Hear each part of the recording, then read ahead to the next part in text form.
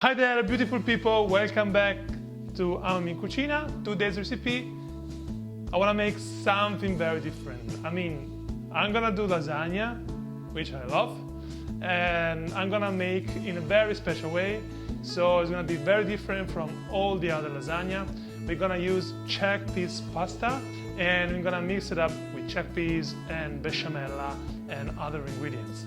So this time is going to be very interesting. It's a new process. I think nobody has done the recipe before.